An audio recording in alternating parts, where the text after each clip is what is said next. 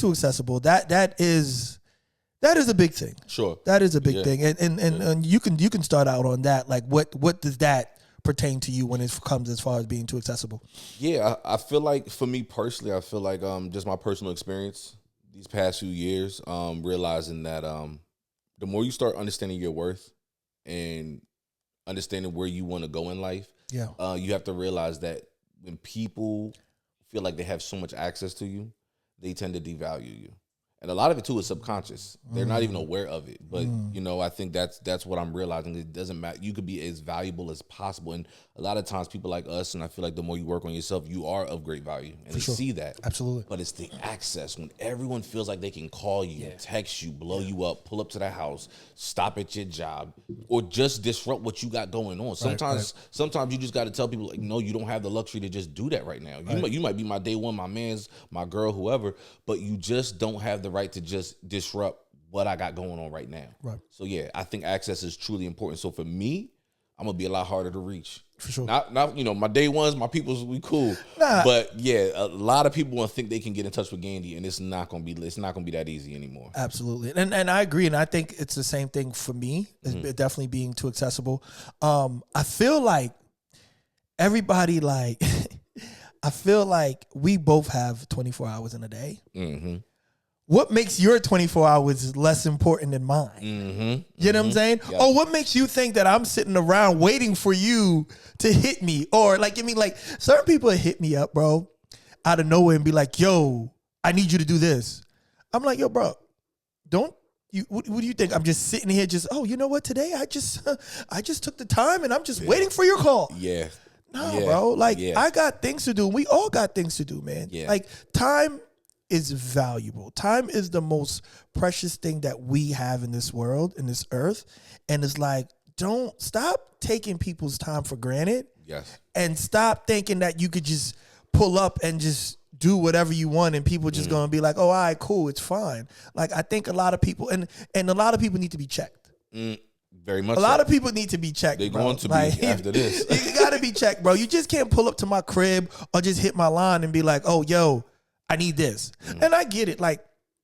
Things happen. You know what I'm saying? Things happen is where it's yo, I need a favor. So the other day I had called my homie. I needed shout out to Dane. I called Dane. I was like, yo, dog, I need help with XYZ. I was like, yo, I told him I need help with moving the TV because I got a new TV in here. And, it was a last minute thing, whatever. And he was like, cool. But, and this is the thing. This is the big part about it. Had he had said no, I would have been fine. Right. The problem that I have is when people say no, people get tight. Absolutely. People get mad. Absolutely. You can't get mad, especially when it's a last minute thing. Yes. And there was no plans behind it. Yes. And then you get tight. Yes. That's not the way it works. 100%. You got to understand people got other things going on. Yes. So I think that's a big thing about it. Value people's time. And understand, they're not just here on your beck and call. Well, that's why I think being less accessible to people, more so, not just from people in general, but I think from emotionally immature people. Because like you said, people who are emotionally immature, they will use up your time. They will use up your mama's time. They use up they waste their own time. So of course they're not going to respect your time. You know what I'm saying? So more so being less accessible to people who are emotionally immature. When you're around people who are emotionally immature and just mature in general, they know not to waste your time. They understand that time is valuable. They understand that time is precious. They understand that, if I'm asking somebody for something, I really appreciate this. I'm not going to just be like, oh, can you do this for me? Oh, whatever. So, yeah, I think it's just really understanding that not everybody, when I say not everybody, people who are emotionally immature, they got to go. Yeah. And then we got to be comfortable with saying no. I think that's because we people put that as a next one. Yes. yes. But people, we have to be comfortable with saying no. Yes.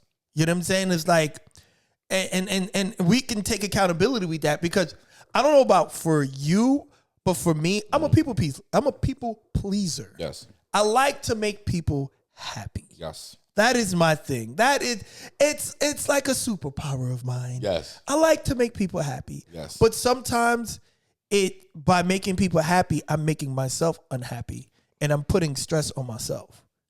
So And I'm sure a lot of us are guilty of that. Mm-hmm. So we have to realize, like, we have to come to some point and be like, yo, you know what? Mm-hmm. No.